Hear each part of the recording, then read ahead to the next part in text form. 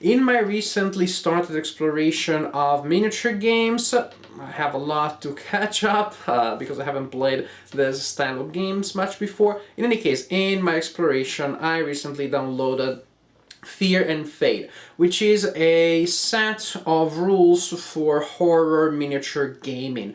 I downloaded it for $8. You can purchase the printed edition for not much more than that. Definitely an affordable set of rules. Of course, then you have to add the scenery and the miniatures and all that.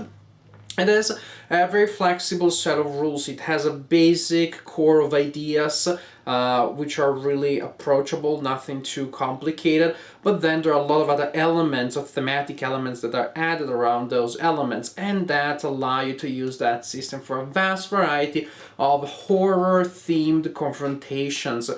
You can have battles against vampires, against the werewolves, Frankenstein monster type of monster, things from beyond, Lovecraft style, just a lot of different battles. You can even have battles between different groups of monsters, or just a more traditional humans versus monsters things.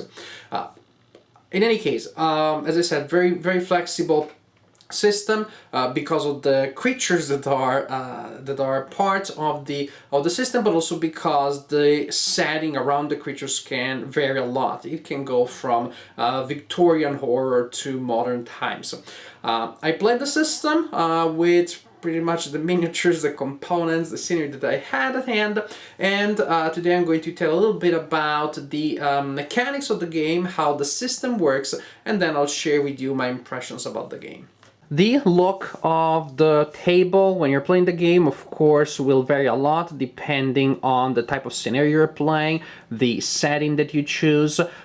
Here I have a simple, mainly zombie-based scenario, with some zombies coming out of the swamps, or in any case from the swampy area, and this ancient and mystical altar that the heroes need to destroy so that they can break the curse that is causing the zombies to, well, come back from the dead and do bad stuff that they shouldn't be doing.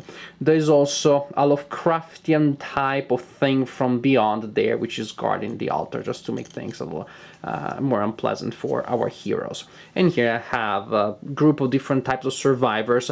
They're all represented by the same model, but they're color-coded, so I can match them with their description. I have some generic, not so powerful survivors, 2 cops, a leader, and a guy with a chainsaw, which is always good to have when there are zombies around.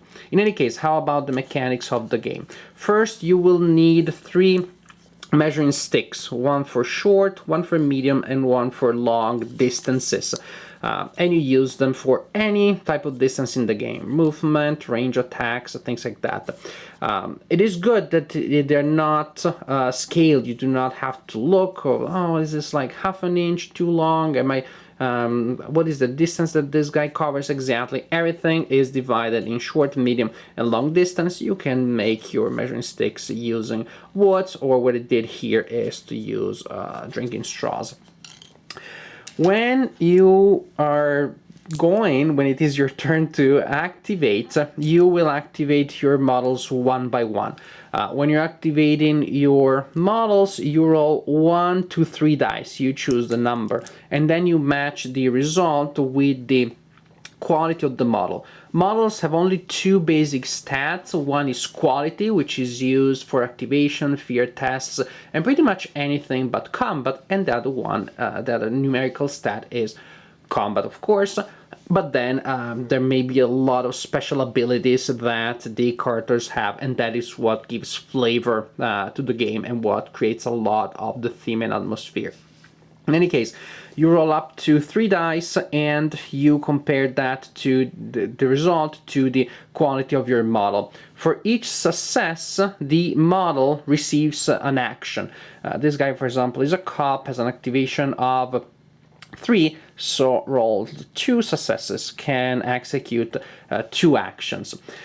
which is great, right? So why would you ever decide not to roll 3 dice, since that gives you better chances of rolling more actions? Well, because if you roll 2 failures or more, then the game goes to the opponent, and the opponent starts activating his models, even in case you have not activated all of your models yet. So there is where the calculated risk and trade-off are. The more actions you get a chance to get, the more likely you are not to be able to activate all of your models. If you roll only 1 die, you're sure that you will be able to activate the next model. But, well, this is the situation. But what are you gonna do with your actions? Well, first you can spend an action to move. Most characters move up to a medium distance, and characters that move at different speed have that indicated on their character card. Characters can use an action to attack. Attack may be a ranged attack or may be in melee. You can also spend an extra action to attack to receive a bonus. Suppose that here we have a melee combat. When you're resolving combat, in this case melee, you roll 2 dice, 1 for the attacker and 1 for the defender. Melee is simultaneous. That means that the defender may get a chance of attacking and damaging the opponent too. You look at the dice and you modify the result for both models depending on the modifiers that apply. Things such as fighting multiple enemies will give you a penalty, fighting against smaller enemies than you will give you an advantage, things like that. At that point, you look, if there's a tie, then nothing happens. If one of the 2 sides has a modified total which is higher than that of the opponent, then that's a hit. If you hit your opponent with a number which is an odd number, then the opponent is simply pushed away a short distance. If you roll a hit with an even number, then the opponent falls on the ground. So in most attacks, actually, you don't get to kill the opponent with a single attack. However, when an opponent is on the ground and you attack that opponent, then any hit, a single hit, can kill that opponent. It just so happens that zombies actually are tougher than that, but generally speaking, when you hit an opponent on the ground, you kill the opponent. You may also kill the opponent with a single hit if you manage to have a modified number which is double of the modified number of the opponent. But it may not be that easy, and the game, generally speaking, seems to encourage teamwork. One of your models puts the opponent on the ground and the other model delivers the final blow. Range attacks works in a similar way, it just has a different set of modifiers. Those are also based on the weapon that you're using. You can see there are a lot of different weapons with different ranges, a lot of different effects. I love grenades, they're really fun if dangerous, because you never know exactly where they're going to land, and it is possible that some of your models will also get caught in the blast. When you're resolving range combat, you still roll dice for both models, the attacker and the defender, but in this case, if the defender wins, that simply means that the defender managed to avoid being hit. It doesn't mean that the defender gets to inflict damage on the opponent. Now we're talking about horror situations, and those can be pretty scary. So there are cases in which the human models, will have to take fear tests. And that may happen when an opponent is charging you, or, for example, when a friendly model is killed. To take a fear test, you roll 3 dice against your quality, and then the number of failures or successes that you roll will tell you what happens next.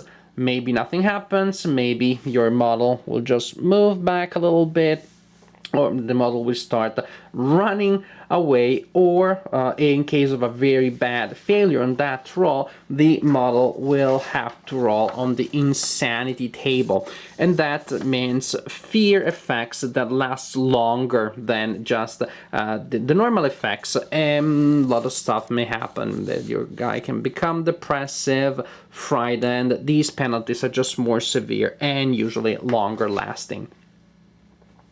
Also, if you move away from an opponent that is attacking you, for example, you're disengaging from combat, then you have to become the target of a free attack. That means that the opponent gets a chance to attack you in melee. You roll for both players, for both models. But like in range, in this case, if the defender wins, the defender simply manages to disengage and get away without being hit. And there are a lot of other small rules, a lot of rules that are meant to deliver theme and chrome, but the general idea is pretty much this one. You roll to activate your models, hoping that you get to activate them all. You move, you attack, and you try not to get too scared. And you continue like this, of course, until one of the players reaches the objectives of the scenario. The rules overall are well written. I didn't have any particular problem. Maybe here and there some terminology didn't seem to be 100% consistent, and there are some details that I would have liked to be better spelled out, but nothing major, I would say. It really is about the details. The core mechanics are clear. And what is good is that they work. I like the activation system very much. I like the fact that you cannot take anything for granted. You try to give a lot of actions to the first model that you activate. You fail, that is bad. You're going to virtually skip your turn.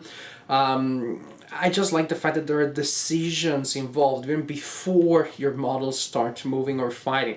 The number of dice that you roll and the order in which you attempt to activate your models are relevant decisions that you have to make all the time. That also gives you a level of uncertainty that creates interesting narratives. One of the two sides may gain sudden momentum, the other side may start suffering from slowing down, and also this system, the activation system, makes the game very solitaire friendly. I like the measuring sticks. They really simplify things and make things very intuitive. And of course, what is great is the flexibility of the system. You can really play such a vast array of horror-themed battles with what you have here. Bottom line, this is a set of rules that I enjoyed playing with, and I enjoyed the scenarios that I played based on these rules. I didn't even play the scenarios that come with the scenario book, but you have some. I simply followed the guidelines that were there to create my own scenarios, and it worked. And since I'm fairly new to designing my own miniature scenarios, I think that if you have more experience than I do, then it's going to be even easier for you. Bottom line is that this to me is a solid set of rules. If you like horror, if you like miniature games, I think that you really can get wrong if you get these rules, especially if you consider the pretty low price.